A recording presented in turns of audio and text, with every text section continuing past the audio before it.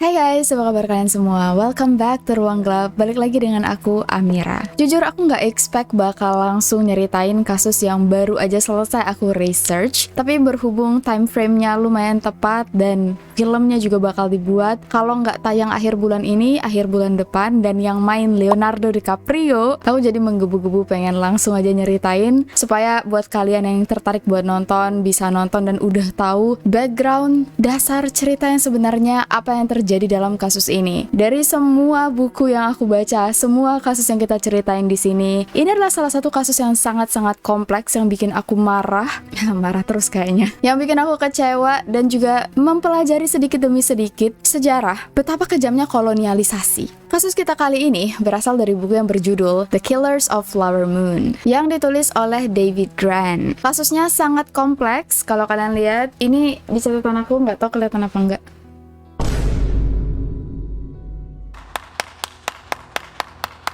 Nggak kelihatan ya, karena sinar lampu.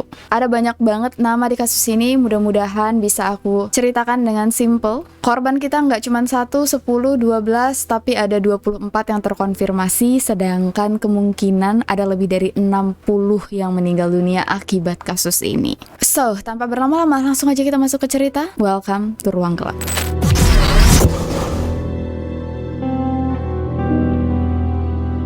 Mari kita bicara tentang penduduk suku asli Amerika yang biasa diberi nama Native Indian. Native Indian sendiri terdiri dari banyak suku, dan yang bakal kita bahas kali ini adalah suku Osage. Selama ratusan tahun, suku Osage tinggal di daerah yang sekarang kita ketahui sebagai Missouri, Oklahoma, dan Kansas. Sebelum adanya kolonialisme. Begitu bangsa Eropa datang, mereka yang berkulit putih menamai diri mereka sendiri sebagai American. Seperti Native Indian lainnya, suku Osage juga mulai tersisihkan. Mereka dijajah, tanah mereka diambil. Lama-lama, populasi mereka sangat menurun, dan tempat yang bisa mereka tinggali tinggal sedikit. Untuk mencapai kesepakatan, suku Osage diberi wilayah di mana mereka boleh tinggal di situ, dan tanah serta kandungan apapun yang berada di dalam situ murni berhak menjadi milik suku Osage. Daerah ini merupakan bagian dari Oklahoma yang kemudian diberi nama Wild Horse. Diketahui suku Osage mulai pindah ke Wild Horse sejak 1870.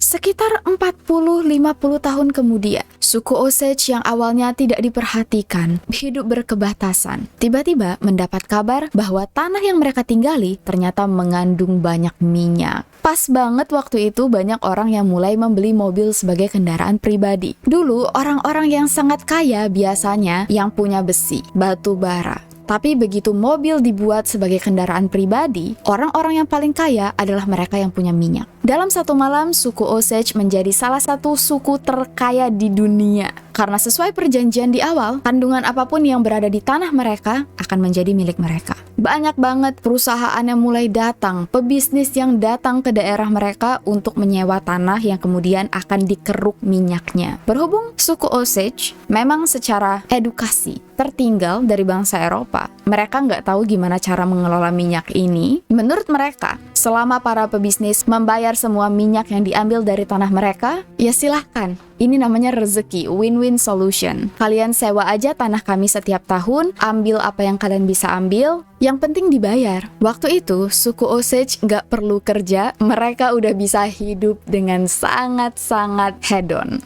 Bayangin, kalau di tempat lain, suku asli dijadikan budak, menjadi bagian populasi manusia yang paling miskin, di Osage berbanding terbalik. Justru, mereka yang jadi majikan, sedangkan orang berkulit putih jadi asisten mereka. Mulai dari supir, pembantu, tukang kebun, peternak, dan karena ada banyak banget perusahaan minyak yang berdiri di tanah mereka, banyak juga lapangan pekerjaan. Suku Osage yang tadinya disisihkan, gak dipedulikan, tiba-tiba jadi pusat perhatian utama. Orang-orang sekitar, orang Amerika di bagian sekitar situ, datang berbondong-bondong ke daerah Osage untuk mencari pekerjaan. Mereka juga mulai melihat kesempatan. Apakah mungkin mereka bisa bisa menjadi bagian dari suku Osage. Kalau misalnya mereka nikah dengan suku Osage atau salah satu dari suku Osage, mereka juga otomatis bisa jadi orang kaya. Bener nggak? Jahatnya pemerintahan Amerika, waktu mereka melihat suku Osage kaya raya, nggak perlu kerja, hedonnya minta ampun, entah karena iri atau karena memang agak sedikit perhatian, mereka memutuskan untuk mengatur keuangan suku Osage. Pemerintah bilang kepada semua suku Osage, karena kalian tidak pintar, tidak teredukasi, jadi kalian perlu bantuan orang putih untuk memanage uang yang kalian miliki, supaya kalian lebih bijaksana dalam menghabiskan uang. Aku nggak tahu apakah ini ada hubungannya dengan ekonomi, dasarnya memang niat baik atau memang berbahaya bagi ekonomi mereka, kurang diketahui. Tapi kebijakan untuk mengatur keuangan suku Osage ini nantinya menjadi bumerang bagi suku Osage sendiri. Peraturannya, untuk setiap keluarga Osage murni yang benar-benar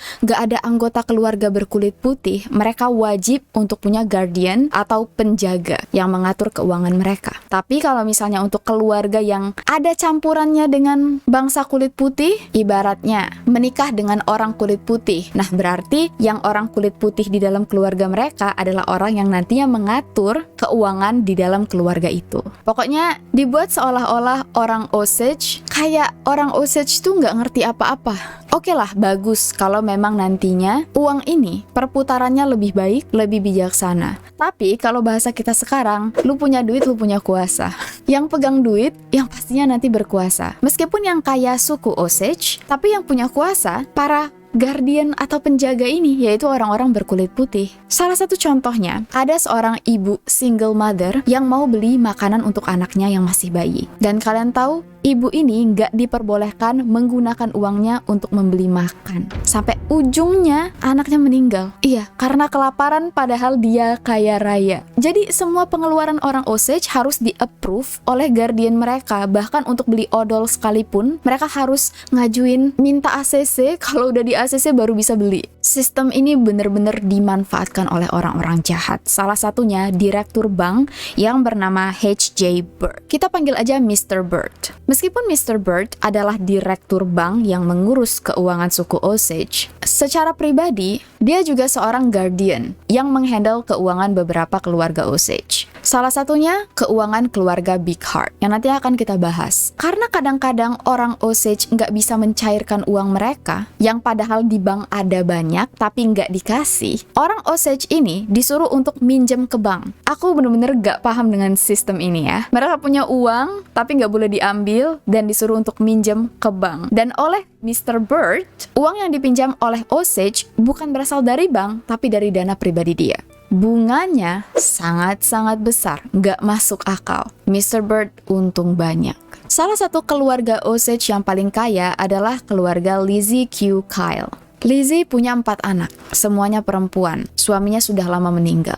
Keempat anaknya bernama Anna, Rita, Molly, dan Minnie. Urutannya kurang diketahui, tapi yang paling tua adalah Anna. Anna menikah dengan pria bernama Oda Brown, pria berkulit putih. Molly menikah dengan pria bernama Ernest Burkhart, yang juga merupakan pria berkulit putih. Sedangkan Minnie sudah meninggal karena keracunan, penyakitnya kurang jelas. Dulu sempat menikah dengan pria bernama Bill Smith, dan waktu Minnie meninggal, Bill menikahi saudari perempuannya sendiri yang bernama Rita. Berhubung keluarga ini sudah campuran, menikah dengan orang berkulit putih, mereka nggak perlu lagi punya guardian. Yang mengatur adalah Oda dan Ernest. Tapi di tahun 1920-an, Anna bercerai dengan Oda. Dan gak lama kemudian, pada Mei 1921, Anna tiba-tiba menghilang.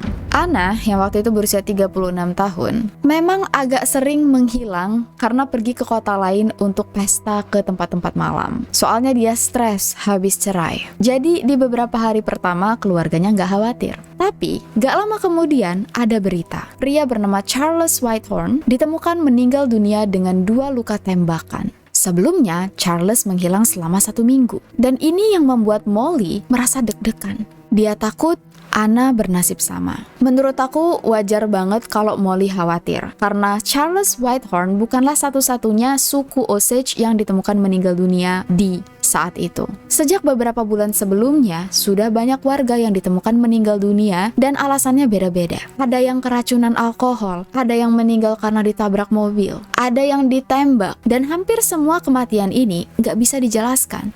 Nggak ada yang ditangkap. Suku Osage sendiri nggak punya yang namanya polisi, mereka selalu bergantung dengan kepolisian dari luar, dan mereka nggak percaya sama sekali dengan aparat maupun pemerintahan. Karena dari awal mereka merasa nggak ada yang berpihak dengan mereka sebagai suku asli Amerika. Salah satu dari warga yang ditemukan meninggal dunia karena keracunan adalah pria bernama William Stepson. Waktu William meninggal, istrinya yang bernama Tilly sempat menikah dengan Kelsey Morrison. Gak lama kemudian, Tilly juga meninggal dunia karena keracunan. Semua orang bingung, kenapa tiba-tiba banyak yang meninggal karena keracunan? Balik lagi ke kasus hilangnya Anna. Setelah 1 minggu tidak ada kabar, jenazah Anna ditemukan. Dibuang begitu saja, dalam keadaan sudah membusuk, bengkak, dipenuhi cacing. Sama seperti Charles Whitehorn, Anna meninggal karena ditembak. Banyak rumor yang mengatakan kematian Charles Whitehorn ada hubungannya dengan Anna. Apakah jangan-jangan Anna dan Charles sebenarnya selingkuh? 2 bulan kemudian, Lizzie, ibu dari Anna, Rita, dan Molly meninggal dunia. Penyebabnya keracunan.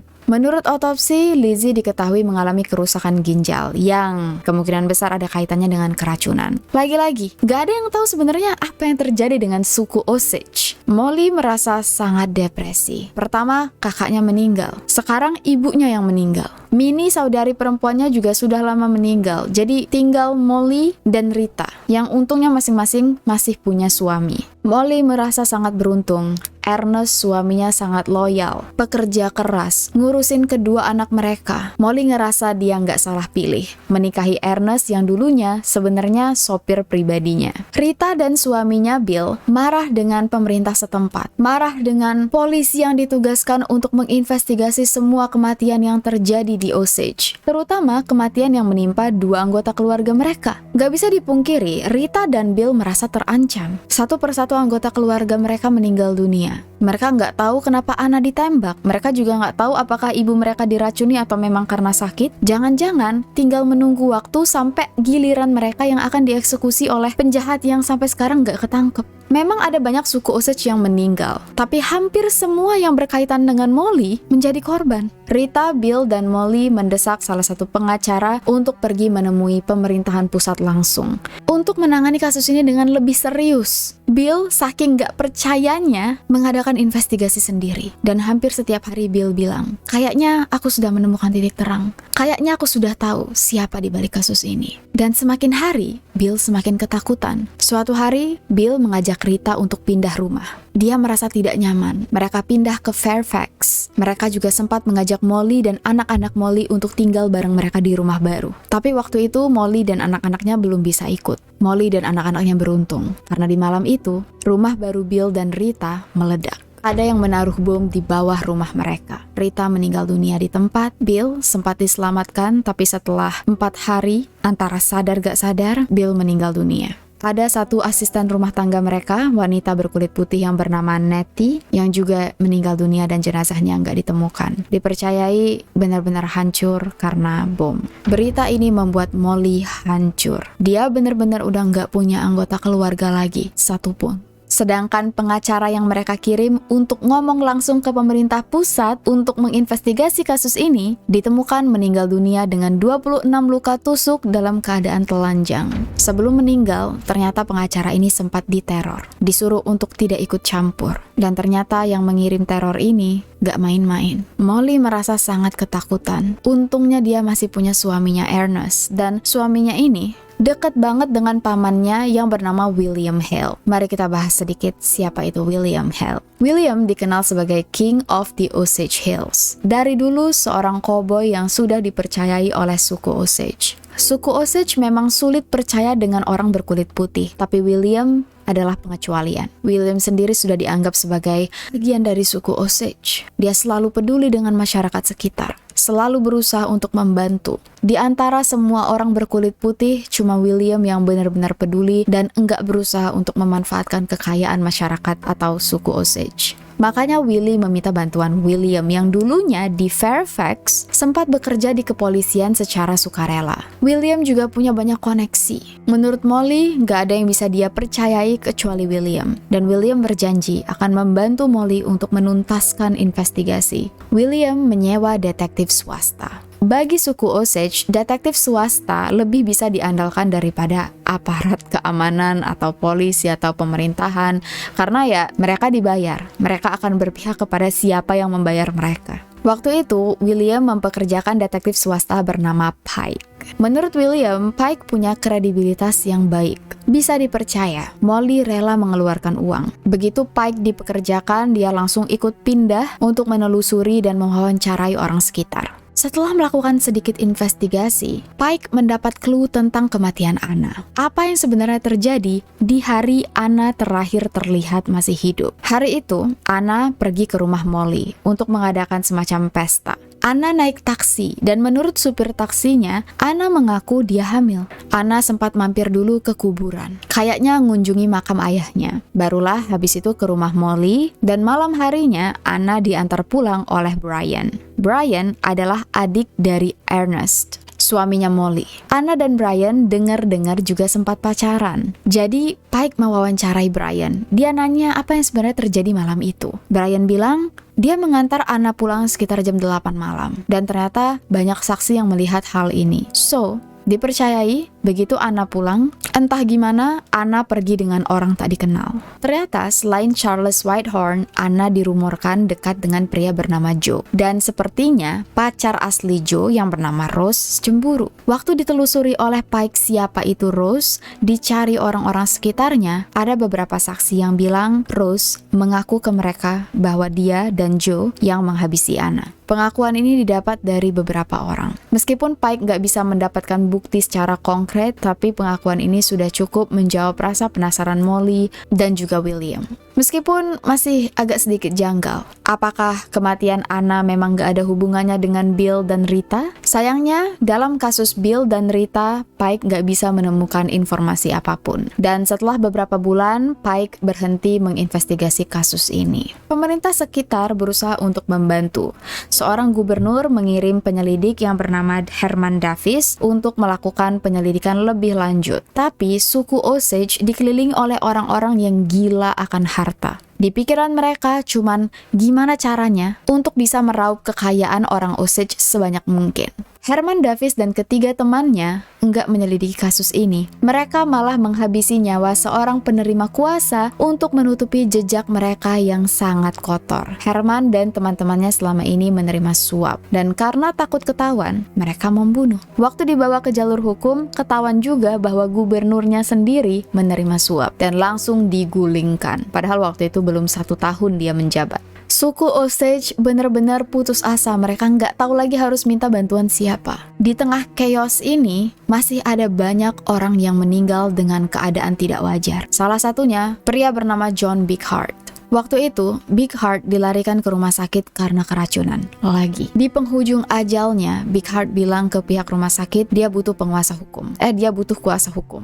Secara spesifik, dia meminta pria bernama W.W. Vaughn untuk datang menemui dia karena Bighart punya informasi tentang apa yang sebenarnya terjadi. W.W. Vaughn, atau di video ini kita panggil aja Mr. Vaughn, kebetulan waktu itu menggantikan gubernur yang tadi digulingkan. Mr. Vaughn naik jabatan dan dia punya niat baik, pengen menuntaskan apa sih yang sebenarnya terjadi dengan suku Osage. Jadi waktu di malam dia lagi tidur, tiba-tiba ditelepon dari pihak rumah sakit yang bilang Bighart punya informasi penting yang bisa menjawab misteri yang terjadi pada suku Osage. Mr. Vaughn langsung bilang ke istrinya yang ada di samping, kalau seandainya aku nggak kembali pulang, kamu harus cari tempat rahasia ini. Mr. Vaughn ngasih alamat. Dia bilang istrinya harus segera menyerahkan semua dokumen yang ada di dalam ruangan rahasia ini ke pihak pemerintahan. Besok harinya, Mr. Vaughn langsung naik kereta menuju rumah sakit, menemui Bighart. Kemudian menelpon beberapa orang untuk mengatakan dia sudah menemui Bighart. Menurut pihak rumah sakit, mereka sempat ngobrol. Lalu Mr. Vaughn naik kereta untuk pulang. Sayangnya, Mr. Vaughn meninggal dunia. Dihabisi oleh seseorang lalu dilempar keluar dari kereta. Mr. Von meninggalkan istri dan 10 anaknya sendirian. By the way, Mr. Von dan istrinya ini berkulit putih ya. Istrinya tadi langsung pergi ke ruang rahasia yang alamatnya sudah diberikan oleh Mr. Von untuk mengambil semua dokumen yang kayaknya benar-benar penting. Tapi waktu sang istri sampai ke ruang rahasia ini, gak ada apapun di situ. Semua dokumennya lenyap. Besok harinya, Big Heart meninggal dunia di rumah sakit. Informasi apa yang dibicarakan oleh mereka berdua, sayangnya kita nggak tahu. Di saat yang bersamaan, sedang terjadi skandal Teapot Dome. Ada banyak anggota di pemerintahan yang menerima suap untuk memenangkan tender dengan beberapa perusahaan minyak. Ini adalah skandal besar yang melibatkan Presiden Amerika waktu itu. Secara nggak langsung, skandal ini merusak image aparat negara. Salah satunya Bureau of Investigation atau BOI yang sekarang kita kenal dengan nama FBI. Ya, jadi kasus Osage Murder ini adalah kasus yang bisa dibilang melahirkan FBI. Waktu itu BOI nggak punya banyak kuasa. Mereka boleh melakukan investigasi tapi tidak boleh melakukan penangkapan. Beda banget dengan FBI yang sekarang. Kepala BOI baru aja diganti oleh pria bernama Hoover. Hoover merasa ini adalah saatnya untuk namanya bersinar. Dia harus bisa mengembalikan kepercayaan masyarakat, harus bisa melakukan sesuatu yang besar supaya organisasinya atau BOI-nya bisa dikenal oleh orang, bisa punya kuasa yang lebih tinggi. Pokoknya pengen sukses lah, siapa yang nggak pengen sukses? Dan Hoover sangat tertarik untuk menyelesaikan kasus misterius yang melanda kaum atau suku Osage. Hoover melakukan sedikit investigasi. Dia yakin kalau dipelajari, rangkaian kematian yang dialami oleh suku Osage dilakukan oleh jaringan yang cukup besar. Pelakunya bukan cuma satu orang. Hoover mengirim seorang pria bernama Tom White untuk menjadi pemimpin penyelidikan kasus ini. Sedikit background siapa itu Tom White. Dia adalah anak dari sipir penjara. Dari kecil ibunya sudah meninggal, dan karena ayahnya sipir penjara, dari kecil dia sering main ke penjara. Dia terinspirasi dengan yang namanya keadilan. Mungkin ini yang membuat Tom dan saudara-saudaranya juga pada akhirnya waktu dewasa bergabung jadi tim ranger atau kepolisian atau juga bekerja di penjara. Waktu Tom ditugaskan untuk menyelidiki kasus Osage, dia nggak punya banyak pengalaman. Tapi Tom berdedikasi. Dia pengen membantu para korban yang sudah selama 4 tahun meminta jawaban tapi nggak pernah menemukan dan nggak ada yang bantuin karena hampir semua orang yang terlibat pada korupsi. Tom merancang rencana. Untuk bisa mendapatkan informasi, mereka harus jadi penyusup. Kalau bahasa kita harus jadi intel yang menyamar jadi masyarakat biasa. Supaya bisa mengakrabkan diri dengan suku Osage dan bisa mendapatkan rahasia-rahasia dan gosip-gosip yang nggak bias. Misi ini dijalankan oleh Tom dan keempat rekan kerjanya. Di antara mereka, 2 orang jadi peternak, 1 orang jadi sales asuransi, 1 orang lagi merupakan keturunan asli Amerika yang mengaku ahli obat-obatan. Jadi nggak ada yang tahu kalau keempat orang ini sebenarnya intel atau agen BOI. Sedangkan Tom sendiri mengaku sebagai penyelidik.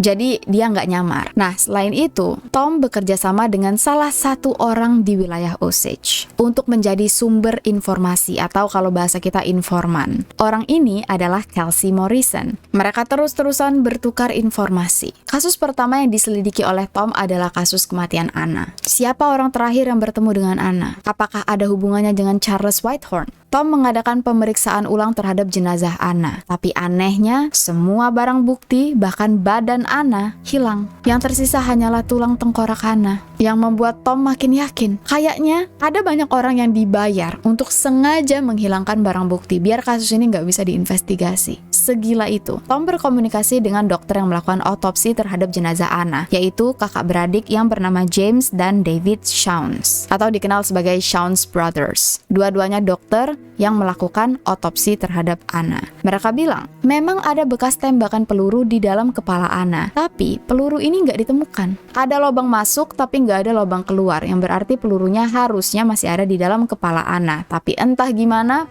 gak ada peluru. Itu yang membuat Tom bingung. Jangan-jangan ada pihak kepolisian yang membantu menghilangkan barang bukti. Dia menginvestigasi kasus Charles Whitehorn yang katanya mungkin selingkuh dengan Anna. Ternyata gak lama sejak Charles meninggal, istrinya yang bernama Hattie, yang merupakan orang berkulit putih, langsung punya pacar baru yang bernama Leroy Smitherman. Tom curiga Charles dihabisi karena harta warisan. karena otomatis semua harta kekayaan Charles jatuh ke tangan istrinya. By the way, waktu itu ada aturan yang menyatakan tanah yang dimiliki oleh suku Osage tidak bisa dipindah tangankan dan hanya bisa diwariskan. Ini yang membuat Tom mulai berpikir, jangan-jangan ini adalah motifnya. Suku Osage sengaja dihabisi supaya saat meninggal, tanah dan kekayaan mereka jatuh ke tangan ahli waris. Dan waktu nama orang-orang yang menjadi korban dikumpulkan, Tom sadar ada satu nama yang sangat mencolok, Molly Burkhart. Bayangin, ayahnya sudah lama meninggal, berarti warisannya jatuh ke tangan ibunya. Ibunya juga sudah meninggal, kakaknya Anna sudah meninggal, Rita dan Bill sudah meninggal, Minnie sudah meninggal. Bisa kalian bayangin seberapa banyak harta warisan dan tanah yang sekarang dipegang oleh Molly. Masalahnya, Molly juga mulai sakit-sakitan. Molly memang punya penyakit diabetes. Dia selalu ke rumah sakit untuk menerima suntikan insulin. Dia diurus oleh dokter kakak beradik Shons yang juga melakukan otopsi terhadap Anna. Dan kalau dilihat oleh Tom, Molly benar-benar hancur. Kelihatan dia benar-benar sayang dengan keluarganya dan tanpa kekayaan orang-orang terdekatnya pun Molly udah kaya banget. Jadi ini yang membuat Tom mulai merasa dia melihat titik terang, tapi dia masih tersesat. Lalu Tom menemukan satu nama lagi, Henry Rowan. Henry ditemukan meninggal dunia karena ditembak di dalam mobilnya. Ternyata, diam-diam, Henry dulu pernah menikah dengan Molly. Tapi ini rahasia ketat yang gak diketahui oleh banyak orang. Kejadiannya udah lama banget waktu mereka masih muda, dijodohin, tapi karena gak cocok, akhirnya pisah. Saat ditelusuri, sebelum meninggal, Henry sempat cerita ke sahabat baiknya, yaitu William Hale, yang kalau kalian ingat merupakan paman dari Ernest, bahwa pernikahannya sedang bermasalah. Istrinya kayaknya selingkuh dengan pria bernama Roy. Gak lama kemudian, Henry meninggal. Wajar dong, Tom langsung curiga apakah Henry dihabisi oleh istrinya dan selingkuhan istrinya. Tapi ada satu fakta yang membuat Tom agak kaget. Asuransi jiwa Henry jatuh ke tangan William sebanyak $25.000. Menurut William, hal ini wajar karena Henry masih ngutang banyak dengan dia. Jadi, uang asuransi ini ibarat kata duit hutang. Tapi kalau dilihat dari mutasi transaksi, cerita William gak punya bukti sama sekali. Semenjak itu, Tom curiga dengan William. Dia adalah paman dari Brian dan Ernest. Brian orang terakhir yang melihat Anna sebelum menghilang dan meninggal. Ernest adalah suami dari Molly, satu-satunya orang yang sekarang memiliki kekuasaan penuh terhadap semua harta warisan keluarganya. Dan William punya koneksi ke polisi, ke pemerintahan setempat, pemerintahan sekitar. Suku Osage sendiri percaya dengan dia. Tapi sayangnya, ini baru teori. Tom gak punya saksi, gak punya bukti konkret. Yang Tom ketahui, dia harus melindungi Molly. Molly dipindahkan ke rumah sakit lain, dijaga ketat. Dan semenjak pindah rumah sakit, keberadaan Molly langsung sehat. Molly sendiri sempat menulis surat secara rahasia ke pendeta tempat dia sering gereja. Molly bilang dia curiga, jangan-jangan dia diracuni. Tapi dia takut untuk ngomong, dia takut diserang. Dan dari informasi ini juga, semakin kuat kepercayaan Tom untuk melindungi Molly dan percaya bahwa Molly dalam bahaya. Beneran waktu pindah rumah sakit, kesehatan Molly langsung meningkat drastis. Ini yang membuat Tom curiga, jangan-jangan dokter kakak beradik Shons itu orang jahat. Karena selama ini mereka yang mengurus Molly. Dan kalau kalian ingat lagi, mereka juga yang mengotopsi jenazah Anna. Bisa jadi peluru yang bersarang di kepala Anna sebenarnya ada, tapi diambil dan disembunyikan oleh dokter Shons. Sayangnya tidak pernah ada bukti, jadi ini hanyalah teori. Balik ke cerita, Tom merasa dia semakin dekat dengan kebenaran. Atasannya, Hoover, mulai menggebu-gebu. Ayo cepat selesaikan, supaya nama kita bisa terkenal, supaya organisasi kita bisa punya power yang lebih. Dan doa mereka terjawab. Salah satu narapidana di penjara mengaku bahwa dia punya informasi tentang kasus yang melibatkan suku Osage. Pria ini bernama Blackie Thompson. Thompson bilang, pelaku yang meledakkan rumah Bill dan Rita adalah pria bernama Asa Kirby. Dibantu juga oleh Brian dan Ernest. Otak dalang dari rencana ini adalah William Hale, sesuai dengan dugaan Tom sejak awal. Tom juga menerima pengakuan dari pria bernama Dick Gregg bahwa dulu William sempat menyuruh dia untuk melakukan pengeboman ini. Greg disuruh bekerja sama dengan orang bernama Spencer, tapi mereka berdua enggak menyanggupi karena enggak mau meledakkan wanita. Waktu itu informasi ini masih rahasia, tapi kayaknya ada yang membocorkan. Karena waktu polisi mau menginvestigasi Kirby dan juga Spencer, tiba-tiba Kirby ditembak, katanya karena berusaha melakukan pencurian. Spencer juga meninggal. Sayangnya kurang tahu kenapa. Dan waktu dicari-cari nih, ketahuan kayaknya orang yang berkhianat yang membocorkan semua hasil investigasi polisi adalah Kelsey Morrison. Sayangnya, Kelsey Morrison juga dihabisi, ditembak. Katanya karena berusaha untuk menembak anggota polisi lain. Tapi lagi-lagi, waktu kematian mereka ini bener-bener pas banget. Seolah-olah supaya dilenyapkan supaya nggak bersuara. Hampir semua orang yang terlibat udah masuk ke tanah, nggak bisa bersaksi lagi. Kecuali William, Ernest, dan Brian. William dan Ernest diinterogasi. Dari awal Tom tahu, William terlalu tenang, terlalu hebat, arogan, dan percaya diri. Sulit untuk dipaksa mengaku, sulit untuk diintimidasi. Tapi Ernest kelihatan gugup, kelihatan kayak dia sendiri bingung. Ini juga yang nanti jadi perdebatan. Apakah sebenarnya Ernest terlibat dalam kasus ini karena kemauannya sendiri atau karena dia terpaksa? Karena kalau dari sisi Molly, awalnya Molly percaya banget Ernest gak ada hubungannya dengan kasus ini. Tapi ya, ternyata Ernest berkhianat. Pihak kepolisian memberikan tekanan terhadap Ernest. Dan ternyata berhasil. Ernest memberikan mereka satu nama baru, yaitu pria bernama John Ramsey. William dan John Ramsey kembali diinterogasi oleh polisi. Tapi, berhubung hampir gak ada bukti sama sekali di dalam kasus-kasus ini, satu-satunya kasus yang bisa dihubungkan dengan nama William adalah kasus kematian Henry, karena uang asuransi tadi. Selain itu, polisi gak punya bukti, jadi kasusnya gak bisa diusut. Bahkan kasus meledaknya rumah Rita dan Bill juga nggak bisa diusut karena ya hampir semuanya udah meninggal. Dari pengakuan Ernest, terungkap juga siapa yang kemungkinan besar menghabisi nyawa Anna. Kalian bisa tebak? Yang menghabisi nyawa Anna adalah Brian dan Kelsey Morrison. Ingat nggak waktu William menyewa detektif swasta bernama Pike yang bilang bahwa pelakunya adalah Rose dan Joe atas dasar cemburu? Waktu Tom menginterogasi Pike mengaku bahwa dia sebenarnya nggak dibayar untuk melakukan investigasi, tapi dibayar untuk membersihkan nama Brian dan Ernest jangan sampai keseret kasus ini. Jadi Pike bohong, dia sengaja merancang supaya yang dicurigai adalah Rose dan Joe, padahal sama sekali nggak ada buktinya. Alibi Rose dan Joe bener-bener solid, mereka lagi di hotel, bukan mereka pelakunya. Dan selama ini yang jadi tikus adalah Kelsey Morrison. Kalau dia diuntungkan oleh FBI atau BOI atau polisi, ya udah dia mihak ke polisi, mihak ke pemerintah. Kalau dia diuntungkan oleh William, dia bakal mihak ke William. Tapi karena Kelsey Morrison juga sudah meninggal, dia tidak sempat membela dirinya sendiri atau menjelaskan apa yang sebenarnya terjadi.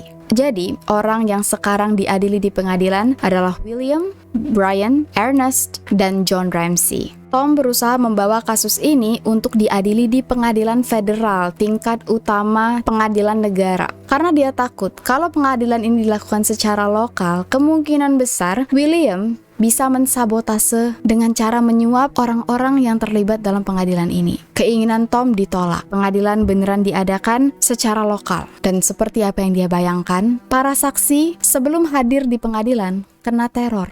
Beberapa penegak hukum terbukti menerima suap. Sebenarnya bisa aja dituntut, tapi takutnya kasus ini bakal semakin lama diadili. Jadi ya udah, jalan keluarnya adalah membawa kasus ini ke pengadilan negara, pengadilan federal. Ernest sempat menarik pengakuannya. Dia bilang kemarin terpaksa mengaku karena disiksa oleh polisi. Tapi kemudian anaknya meninggal dunia. Anaknya yang paling kecil, yang masih berusia 4 tahun. Dan banyak yang percaya karena hal ini Ernest merasa bersalah. Dia merasa harus membayar dosanya. Tiba-tiba Ernest kembali mengakui apa yang sebenarnya terjadi, bahwa pamannya, adiknya, dan John Ramsey memang merencanakan kasus pembunuhan ini. Ernest, John, dan Brian mengaku bersalah, sedangkan William mengaku tidak bersalah. Mereka semua dijatuhi hukuman seumur hidup, tapi masih diperbolehkan untuk banding bebas bersyarat setelah beberapa tahun. Dan setelah kurang lebih 15-20